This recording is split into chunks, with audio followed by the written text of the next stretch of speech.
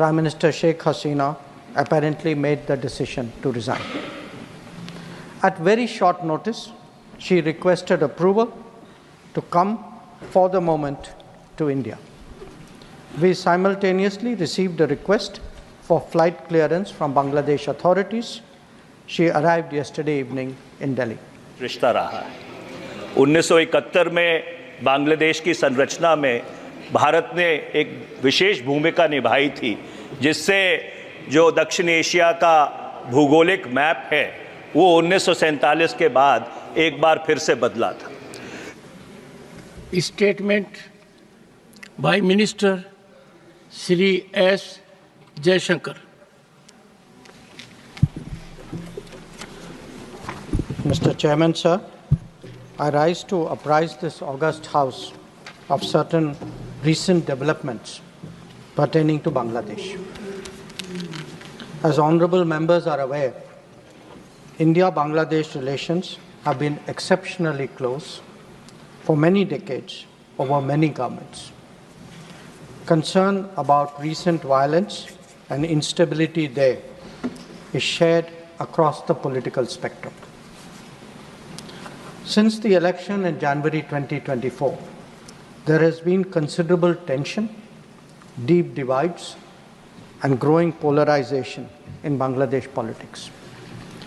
This underlying foundation aggravated a student agitation that started in June this year. There was growing violence, including attacks on public buildings and infrastructure, as well as traffic and rail obstruction.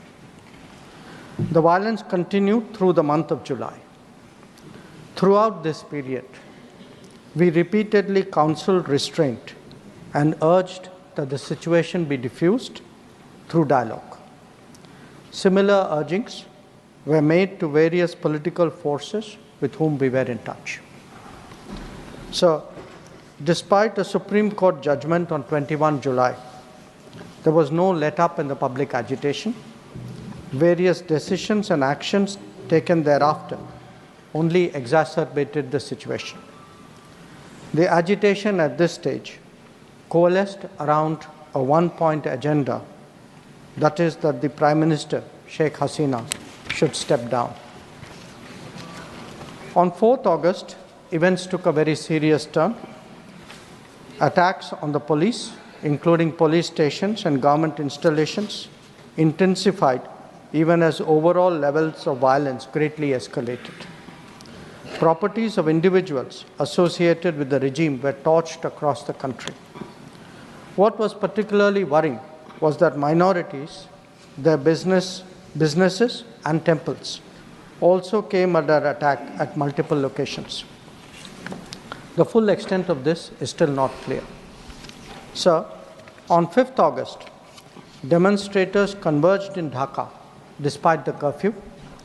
Our understanding is that after a meeting with leaders of the security establishment, Prime Minister Sheikh Hasina apparently made the decision to resign. At very short notice, she requested approval to come for the moment to India. We simultaneously received a request for flight clearance from Bangladesh authorities. She arrived yesterday evening in Delhi. The situation in Bangladesh, sir, is still evolving. The Army Chief, General Waqar-uz-Zaman, addressed the nation on 5th August. He spoke about assuming responsibility and constituting an interim government. We are in close and continuous touch with the Indian community in Bangladesh through our diplomatic missions. There are an estimated 19,000 Indian nationals there, of which about 9,000 are students. The bulk of the students, however, have already returned to India in the month of July on the advice of the High Commission. In terms of our diplomatic presence, in addition to the High Commission in Dhaka, we have Assistant High Commissions in Chittagong, Rajshahi, Khulna and Sylhet. It is our expectation that the host government will provide the required security protection for these establishments. We look forward to their normal functioning once the situation stabilizes. Chairman, sir, We are also monitoring the situation with regard to the status of minorities. There are reports of initiatives by various groups and organizations to ensure their protection and well-being.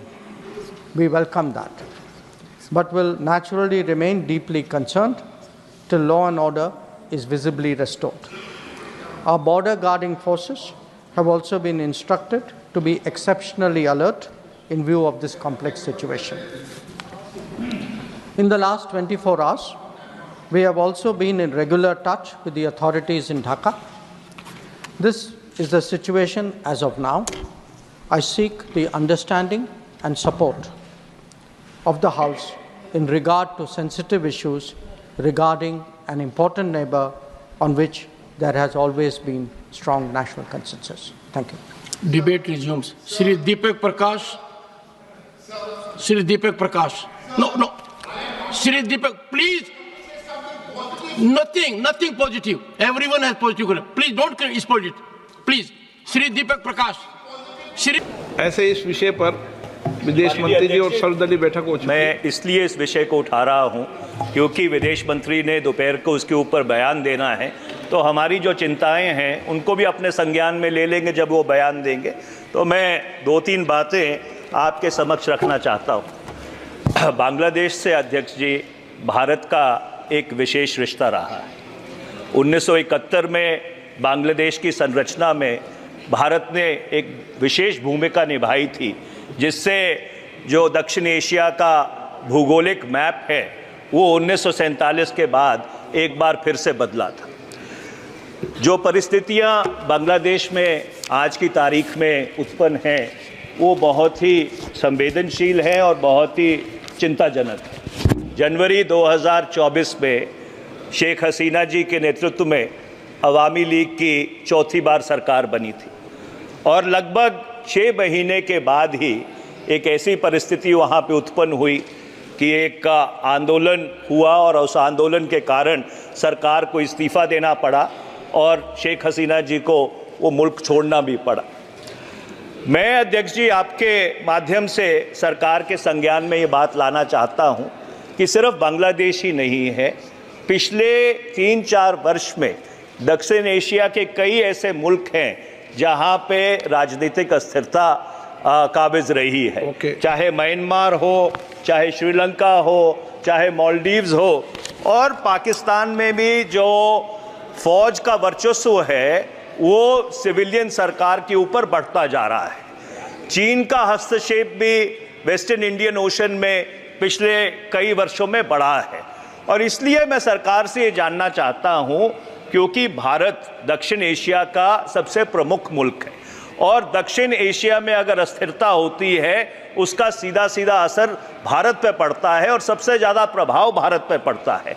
तो मैं सरकार से ये जानना चाहूँगा, जब विदेश मंत्री जवाब देंगे, कि पिछले कुछ वर्षों में दक्षिण एशिया में राजनीतिक स्थिरता को बहाल रखने के लिए भारत सरकार की तरफ से क्या कदम उठाए गए हैं और अगर ये जो राजनीतिक अस्थिरता है ये इसी तरह फैलती रही तो इसके जो नकारात्मक प्रभाव है वो भारत के ऊपर क्या पड़ने वाले हैं, ये मैं आपके संज्ञान में लाना चाहता हूं। बांग्लादेश में जारी सियासी उठापटक पर भारत की ओर से कोई बयान नहीं आया है, लेकिन इस घटना पर संसद में विदेश मंत्री एस जयशंकर ने बयान जारी किया है। जयशंकर ने पहली बार बांग्लादेश के हालात को लेकर राज्यसभा और लोकसभा में बयान दिया। जयशंकर ने सबसे पहले राज्यसभा में भाषण दिया। उन्होंने शेख हसीना के भारत आने से लेकर बांग्लादेश में मौजूद भारतीय नागरिकों और वहां के अल्पसंख्यकों की स्थिति को लेकर सदन को अवगत कराया है। बांग्लादेश की स्थिति को लेकर मंगलवार को ही सर्वदलीय बैठक हुई थी, जिसमें उन्होंने सभी पार्टियों की ओर से दिए जा रहे एकतरफा समर्थन की प्रशंसा की थी। राज्यसभा में जयशंकर ने कहा कि वो बांग्लादेश में बदले हालात को लेकर सदन को अवगत कराने आए हैं। उन्होंने कहा कि भारत बांग्लादेश के रिश्ते कई दशकों से और कई सरकारों के दौरान अभूतपूर्व रहे हैं। वहां पर हालिया हिंसा और अस्थिरता को लेकर चिंताओं को हमने राजनीतिक स्तर पर साझा किया है। जयशंकर ने सदन में कहा, जनवरी 2024 से वहां चुनावों के बाद काफी तनाव, गहरा विभाजन और ध्रुवीकरण बांग्लादेश की राजनीति में बढ़ रहा था। इसके बाद इस साल जून में छात्रों का विरोध प्रदर्शन शुरू हुआ। इसके बाद हिंसा बढ़ी और सार्वजनिक इमारतों और इंफ्रास्ट्रक्चर पर हमले शुरू हुए। इसके साथ साथ परिवहन और रेल यातायात बाधित किया गया। हिंसा जुलाई महीने तक जारी रही। इस दौरान हम लगातार संयम बरतने और बातचीत के जरिए हालात को शांत करने की अपील कर रहे थे। इसी के साथ ही हम यही अपील उन राजनीतिक ताकतों के साथ कर रहे थे जिनके साथ हम संपर्क में थे। 21 जुलाई को सुप्रीम कोर्ट के फैसले के बावजूद जनता के विरोध प्रदर्शन में कोई बढ़ोतरी नहीं थी।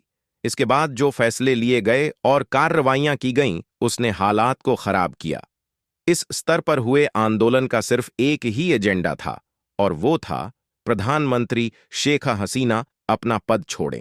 भारत के विदेश मंत्री ने बांग्लादेश में मौजूद अल्पसंख्यक समुदाय पर भी सदन को बताया है।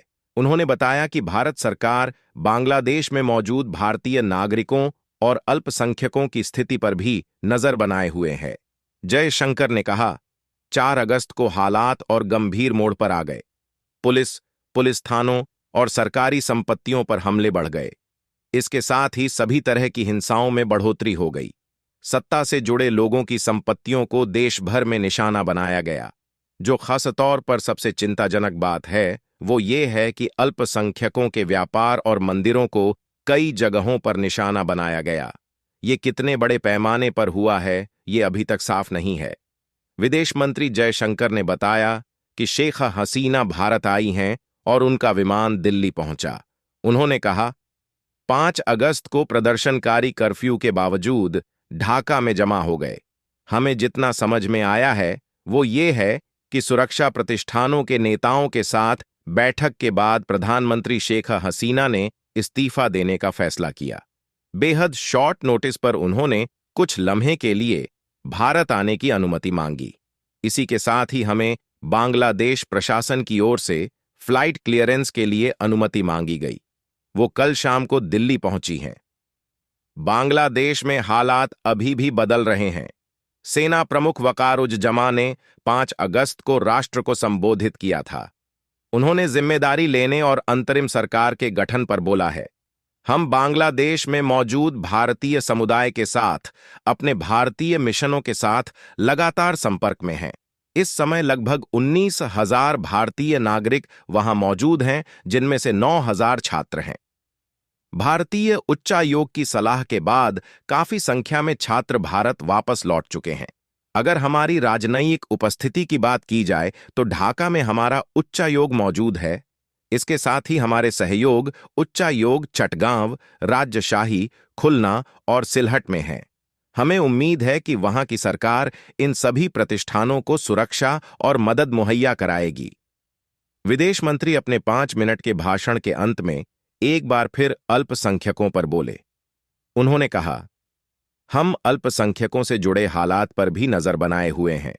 ऐसी रिपोर्टें हैं कि कई समूह और संगठन हैं जो उनकी सुरक्षा का काम कर रहे हैं। हम इसका स्वागत करते हैं, लेकिन हमें इसको लेकर गहरी चिंता है कि कानून व्यवस्था बहाल हो। हमारे सीमा सुरक्षा बलों को निर्देश दिए गए हैं कि इस जटिल स्थिति को देखते हुए अलर्ट पर रहें। प्रकाश ऐसे इस विषय पर विदेश मंत्री जी और सर्वदलीय बैठक हो चुकी है। मैं इसलिए